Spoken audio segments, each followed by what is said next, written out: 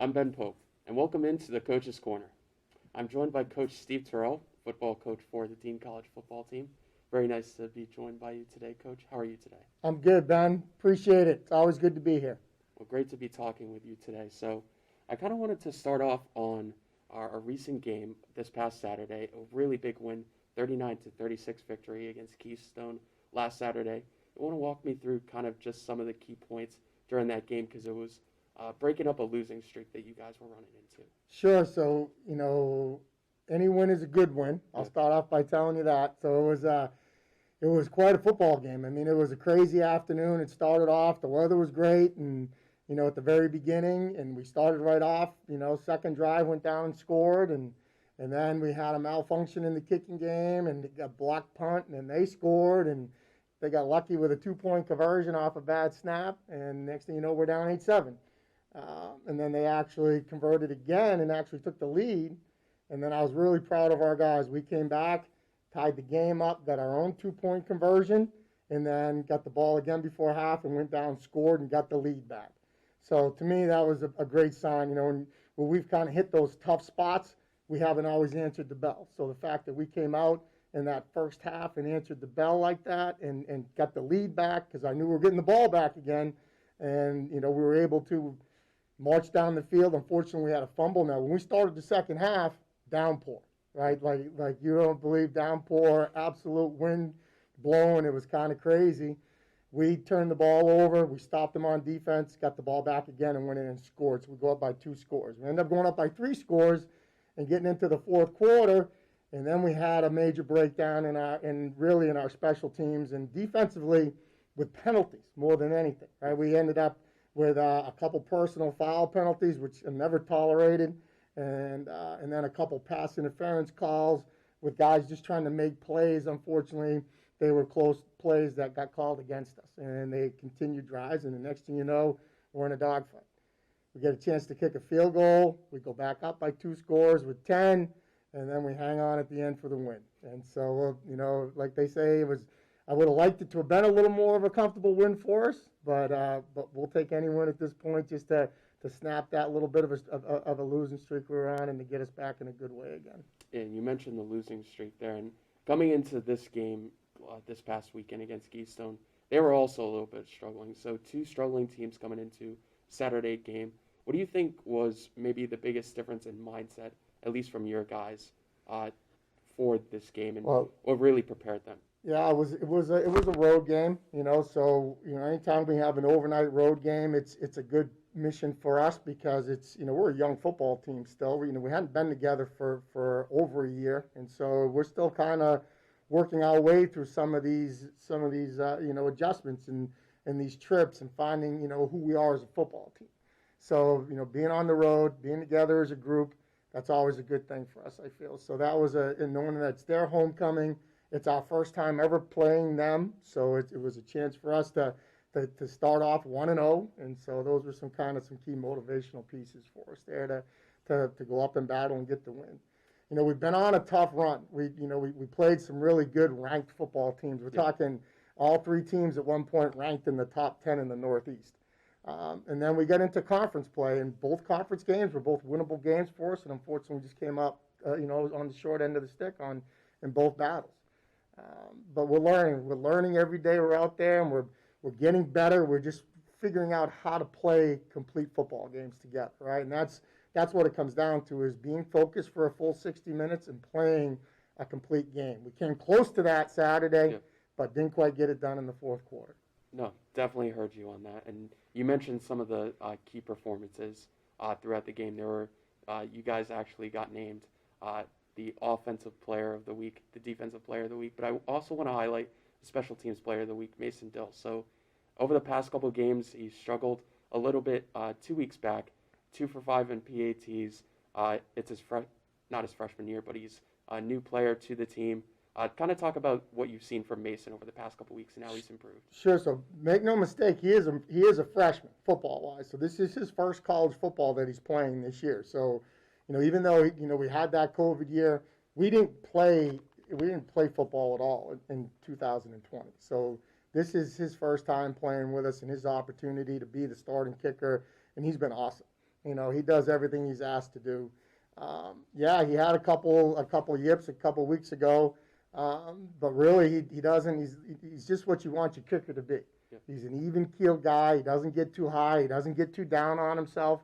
He just tries to perfect his craft. He comes out and practices hard every day, and he surely takes a lot of pride in what he does. And that field goal he hit under some pretty adverse weather conditions, from 35 yards out. And at the minute, I didn't realize it was going to be the game winner. But at the end of the day, that's our game-winning field goal that gets us that win. So much deserved. And it was a great week, as you're mentioning. Not only did Mace get the special teams player of the week, but Andre Kidd got it on defense for his performance, interceptions, some nice secondary play that we stepped up and made. And our quarterback, who's been awesome every week, David Curry, got it for his performance as well. Just outstanding performances by all three guys. And you mentioned earlier that you guys have been playing some really tough matchups early on in the season. Now you're coming into a matchup this coming week against Anna Maria. They're coming off a 4-game winning streak. Is currently still on it.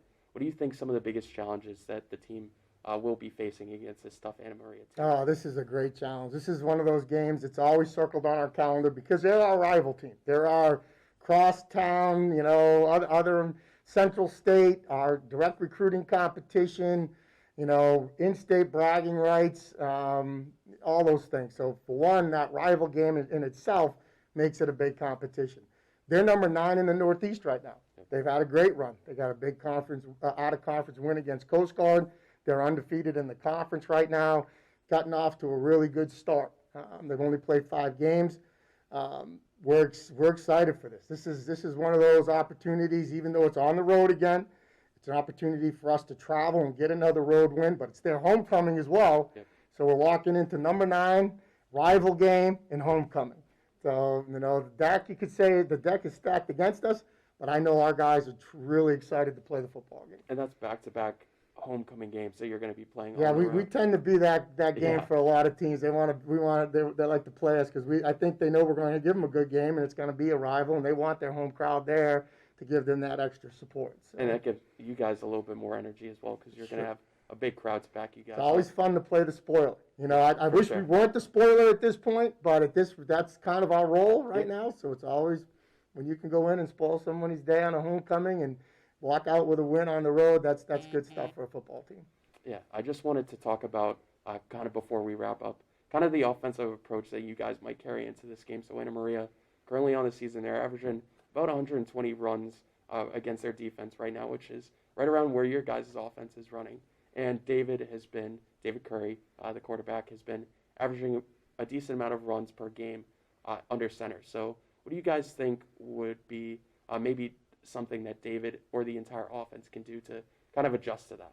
Sure. So our offense has been tremendous. And when we run the football, it makes us that much better. When Mikey Bethune's running the ball and Keyshawn in the backfield and we're finding our quick game on offense, we're distributing the ball to all of our weapons across the board, we're extremely effective. And we've scored some really good points. We've struggled a little bit in games where we've had trouble running the ball. So establishing that run game to open up our pass game, really for them, they've been great. I'm not looking for them to do anything except what they've done every week, and that's show up and play hard and utilize all the weapons in the deck.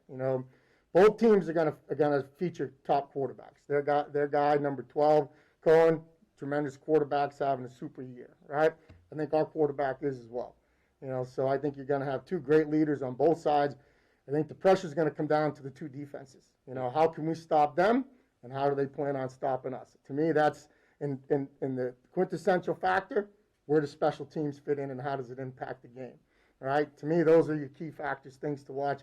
I think both offenses are going to come out trying to throw the football and do what they do. But defensively, it's who can stop the other guy and who can get that last score on the board to win the football game. And you mentioned with last week's game, that was kind of where some of the fourth quarter struggles came in with special teams and the defense. So we have struggled, in defending our kickoff team. Not to point them out specifically, but it's been a kind of a sore spot for us. We got a guy that can kick the ball down the field. We're just not doing a good job tackling down there and putting our defense in the best position possible. And when you got have to defend a short field, that puts a lot of pressure on those guys, and it doesn't help that younger defense in the long run when they're always defending that short field. When we got the ball down and there's 70 yards of field for them to score on, the percentages are you're going to do a better job stopping them. So that's been a point of emphasis for us, not just this week, but every week.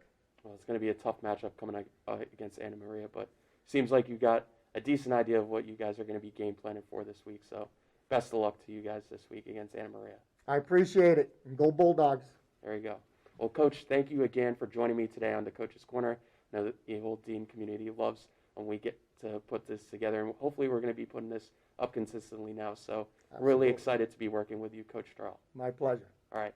Thank you guys for listening in, and as always, see you next time.